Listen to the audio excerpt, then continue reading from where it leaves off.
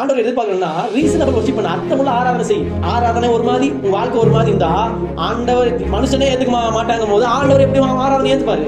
ஒரு அர்த்தமுள்ள ஆராதனை எப்படி பண்ணணும் அப்படின்னா, அவன் ஸ்தோத்திரம், நீங்கள் உங்கள் சரீரங்களை என்னங்க சொல்லுங்க பார்க்கலாம், உங்கள் சரீரங்களை பரிசுத்தமும் தேவனுக்கு பிரியமான ஜீவ பலியாக ஒப்பு கொடுக்க வேண்டும். அதுதான் ரீசனபிள் வொர்ஷிப். அதுதான் தேவனுக்கு பிரியமான வொர்ஷிப். தேவன் விரும்புகிற ஆராதனை அதுதான். அல்லேலூயா. அவன் ஸ்தோத்திரம். எந்த விதத்துல ஆராதிக்கலாம் ஆண்டவர் ஆராதனை ஏத்துப்பாரு.